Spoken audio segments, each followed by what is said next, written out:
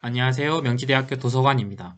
오늘은 도서관에서 배우는 에이플 리포트 작성법이라는 제목을 가지고 리포트에 대해 알아보도록 하겠습니다. 교육은 목차와 같이 리포트란 무엇인지, 어떻게 준비하는지에 대해 알아보고 리포트 작성을 순서대로 살펴보겠습니다. 그리고 마무리 단계에서는 출처 및 참고문헌 작성법을 알아보겠습니다. 첫 번째, 리포트란 무엇인가? 교수님께서는 왜 리포트 과제를 내주시는 걸까요? 수업 시간에 배운 지식을 바탕으로 스스로 새로운 문제를 탐구하여 확장된 지식을 통해 여러분의 역량이 향상되기 바라시기 때문입니다.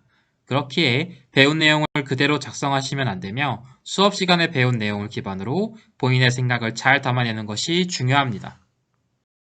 그렇다면 교수님이 싫어하시는 레포트란 무엇일까요? 그것은 본인의 생각이 담겨져 있지 않고 비슷한 주제의 글을 짜집게 하거나 남의 리포트의 이름만 바꾸어 제출하는 것입니다. 반대로 교수님께서 원하시는 레포트는 무엇일까요? 그것은 교수님의 출제 의도에 부합하고 신뢰할 만한 자료를 인용하며 그 속에서 자기의 생각을 논리적으로 제시한 레포트라고 정리해 볼 수 있습니다. 그럼 지금부터 리포트 작성을 준비해 보도록 하겠습니다. 리포트 작성 로드맵입니다. 과제 파악 및 계획 수립부터 최종 점검까지 순서대로 알아보도록 하겠습니다. 과제 파악과 계획 수립입니다. 리포트의 유형, 주제, 교수님의 의도, 분량과 제출 마감일을 먼저 파악하고 리포트의 계획을 세워보도록 하겠습니다. 리포트 계획은 주제 구상부터 시작하여 순서대로 알아보겠습니다. 주제 구상에 있어 중점을 두고 고려해야 할 점은 너무 커다란 주제 선정하지 말기, 누가 봐도 명확한, 구체적인 주제 선정하기입니다. 이와 더불어 해당 주제가 본인에게 흥미롭다면 아무래도 리포트 작성이 더 쉬울 것입니다. 주제를 구상하였다면 해당 주제에 관한 자료를 수집해야 합니다. 자료는 명확한 출처가 있는, 신뢰성 있는 자료를 선정하는 것이 중요한데요. 그중 대표적인 단행본 자료의 장점부터 살펴보겠습니다. 단행본은 특정 주제를 중심으로 많은 양의 정보를 가지고 있는 다양성과 이러한 주제에 대해서만 단독으로 다루는 일관성이 대표적인 장점이라 볼 수 있습니다. 논문의 장점은 최신 연구 동향을 살펴볼 수 있고 짧은 분량 안에서 많은 내용을 압축하기 때문에 핵심 내용 파악이 가능하다는 점입니다. 이와 같은 자료들은 검색 포털 사이트나 학술 DB를 통해 찾아볼 수 있습니다. 여기서 포털 사이트의 경우 무료로 자료를 얻을 수 있으나 신뢰성에 문제가 있고 학술 DB의 경우 신뢰성이 있으나 비용이 발생한다는 단점이 있습니다. 하지만 저희 도서관 홈페이지를 활용한다면 신뢰성 있는 자료를 별도의 비용 없이 이용 가능합니다. 그럼 신뢰성 있는 자료를 도서관 홈페이지를 통해 검색하고 수집해 보도록 하겠습니다. 교내에서는 도서관 홈페이지를 통하여 도서관에서 구독하고 있는 자료를 자유롭게 검색할 수 있지만 교외에서는 반드시 로그인을 해야 도서관 구독 자료 이용이 가능합니다. 검색창에서 통합 검색으로 자료를 검색할 수도 있고 필요에 따라 소장 자료와 전자 자료를 선택하여 검색할 수도 있습니다. 그리고 상세 검색을 클릭하신다면 다양한 조건들이 있습니다. 여기서 본인이 원하는 조건을 선택하여 검색하면 보다 쉽게 원하는 정보를 찾을 수 있습니다. 도서관 홈페이지에서 자료 검색에 마우스 커서를 옮기면 보이는 화면과 같이 소장자료 검색과 전자자료 검색 항목을 볼 수 있습니다. 소장자료는 단행본, 학위 논문, 비도서, 연속 간행물이 있고 명진당 2층 및 3층 도서관 주제자료실을 방문하면 이용 가능합니다. 전자자료는 전자저널, 학술 웹TV, VOD, 이북, 디콜렉션이 있고 로그인만 하신다면 PC를 통해 어디서든 이용 가능합니다. 그럼 이제 자료를 검색해 보도록 하겠습니다. 4차 산업혁명이란 키워드로 통합 검색을 해보면은 다음 화면과 같이 좌측 소장자료에 대한 결과와 우측 전자자료에 대한 결과를 같이 볼 수 있습니다. 메인 화면에서 소장자료를 선택하고 검색하면 이와 같은 검색 결과를 얻을 수 있습니다. 우측의 검색 결과 제한 기능을 이용하시면 많은 검색 결과 중에서 원하시는 자료를 더 정확하게 얻을 수 있습니다. 다음으로 전자자료 검색을 하시면 이와 같은 결과를 볼 수 있는데요. 하단 부분 풀텍스트 아이콘을 클릭하시면 바로 별도의 비용 없이 이용 가능합니다. 그러면 지금부터 저희 도서관에서 구독하고 있는 전자자료 중 리포트 작성 시 유용한 자료에 대하여 소개해 보도록 하겠습니다. 앞서 말씀드렸듯이 전자자료를 교회에서 이용한다면 반드시 도서관 홈페이지에 로그인을 하고 도서관 홈페이지를 통해 이용하셔야 합니다. 먼저 전자자료 중 전자저널입니다. 누리미디어에서 제공하고 있는 국내학회지 DBP와 한국교육원에서 제공하고 있는 국내학회지 이아티클, 한국학술정보에서 제공하고 있는 국내학회지 키스, 교보문고에서 제공하고 있는 국내학회지 교보문고 스콜라, 국내 잡지를 원문으로 보실 수 있는 모아진입니다. 위 자료들은 도서관 홈페이지 통합검색에서 이용할 수 있고 도서관 홈페이지를 통해 각 사이트로 개별 접속하여도 이용 가능합니다. 웹DB 중에서는 설문조사와 통계 분석을 제공하고 있는 KSDC를 추천드립니다. 교보문고, 누리미디어, 북큐브, 우리전자책 등 각종 이북도 통합전자도서관을 통하여 이용할 수 있습니다. 이뿐 아니라 어학에 관련된 해커스와 YBM 시사어학원의 동영상을 이용할 수 있고 공무원 취업 관련 특강인 에듀일과 방문각 강의를 수강할 수 있습니다. 리포트 자료를 수집할 때 타대학 자료가 필요한 경우도 있는데요. 다음 소개해드릴 사이트는 전국 4년제 대학도서관 통합 플랫폼 리스입니다. 타대학 석박사 학위 논문을 비롯해 각종 자료를 무료로 이용할 수 있고 타대학에서 소장하고 있는 자료를 대출하거나 자료의 일부를 복사하는 방법으로도 이용 가능합니다. 리포트 작성을 위해 통계 자료가 필요한 경우 통계청에서 운영하고 있는 코시스 사이트를 통해 각 분야의 신뢰성 있는 통계 자료를 얻을 수 있습니다. 지금까지 신뢰성 있는 자료를 검색하고 수집하는 방법을 알아보았습니다. 이제부턴 수집한 자료를 바탕으로 리포트 작성하는 법에 대해 살펴보도록 하겠습니다. 제목부터 마지막 참고 문헌까지 순서대로 작성하시는 것이 좋고요. 그중 본문의 구성과 내용이 가장 중요합니다. 제목은 리포트의 첫인상입니다. 그렇기 때문에 제목만 봐도 내용을 파악할 수 있어야 합니다. 제목엔 핵심 키워드와 키워드 간의 관계, 연구 목적이 포함되어야 하고 주의할 점은 과제명을 그대로 제목에 차용하시면 안 된다는 점입니다. 목차는 리포트의 뼈대입니다. 목차를 잘 만들면 본문 작성이 쉬워집니다. 목차는 리포트가 3장 이상일 때에만 작성하시면 되고요. 목차에는 본론의 구성, 논지 전개가 잘 드러나도록 작성해야 하고 본론의 목차는 3개 내외로 하되 그 양이 많다면 세부 목차를 작성하시는 것이 좋습니다. 서론은 독자의 관심을 얻는 흡입력이 있어야 합니다. 기존 연구 동향과 자신만의 문제의식, 목적, 연구 방법을 언급해야 하고 서론의 마지막 부분에는 본론을 간단히 소개하여 자연스럽게 이어져 나가야 합니다.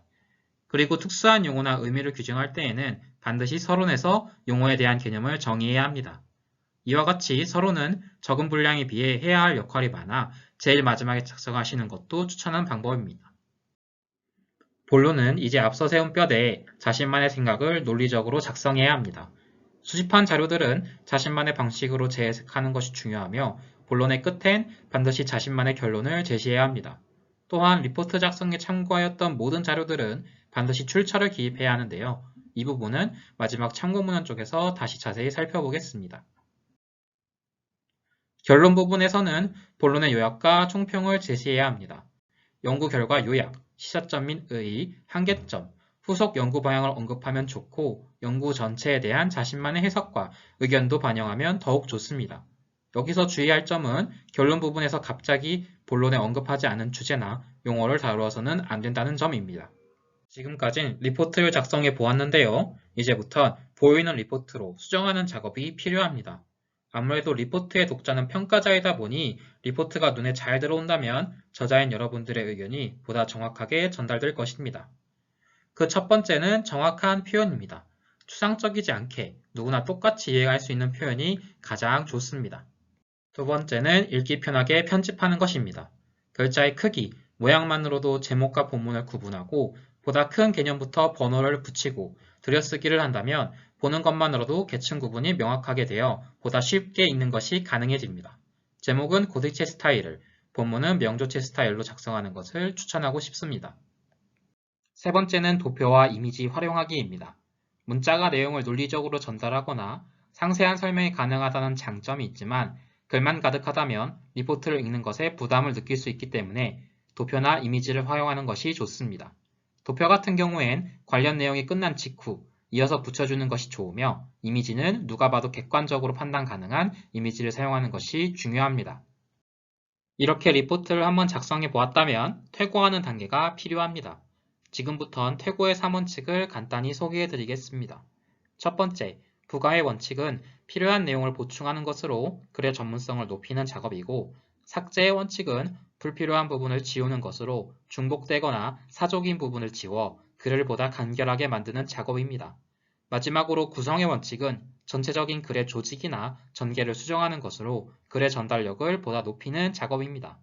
이와 같은 작업은 여유롭게 시간을 두고 수정해야 하며 소리내어 읽어보며 하는 것이 효율적입니다. 또한 타인에게 보여줌으로써 미처 자신이 발견하지 못한 부분도 수정한다면 더욱 좋습니다. 이렇게 모든 작업이 끝났다면 제일 중요한 마무리가 남았습니다. 마무리 작업을 하기 전에 표절과 인용, 그 차이는 무엇일까요? 같은 자료를 이용하여 작성하였을 때 적절한 절차에 따라 출처를 표기하면 인용이고, 그렇지 않고 그냥 사용했다면 표절이라 볼 수 있습니다. 그렇기에 중요한 인용 방법 중 첫 번째로 각주에 대해 알아보겠습니다. 각주는 본문 내 타인의 자료를 사용하여 글을 작성하였을 때 해당 문장의 마지막 부분에 각주를 남기고 하단 부분에 화면에 보이는 것과 같이 출처를 밝히는 방법입니다. 각주는 본문 내에 어떠한 방식으로 사용하느냐에 따라 방법이 다른데요. 가장 많이 사용되는 간접 인용부터 살펴보겠습니다.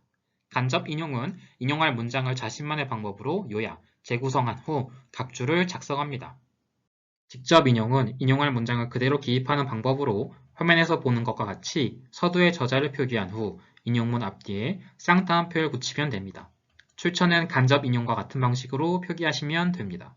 재인용은 원문을 찾기 어려운 경우에만 사용되는 방법입니다.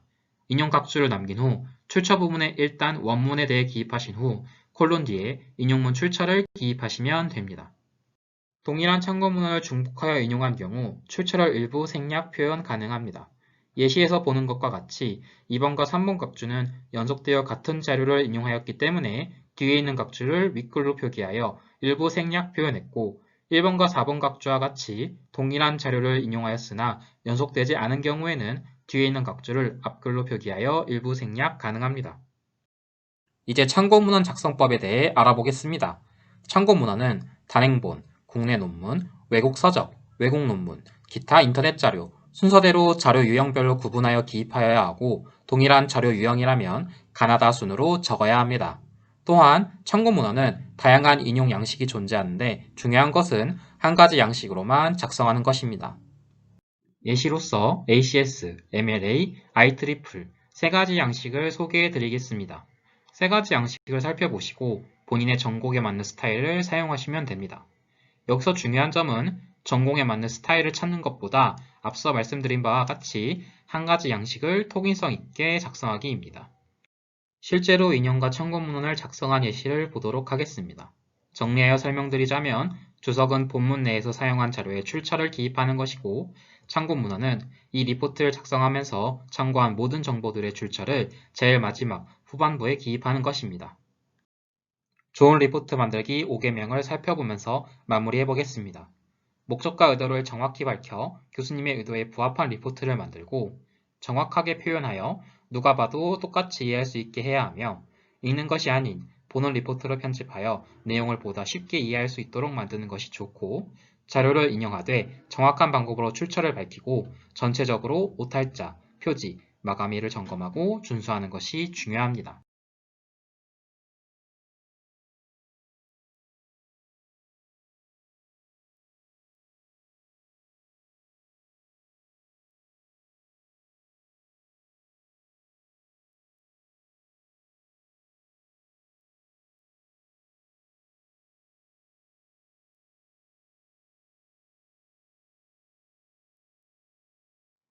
이상으로 이번 교육을 마치도록 하겠습니다.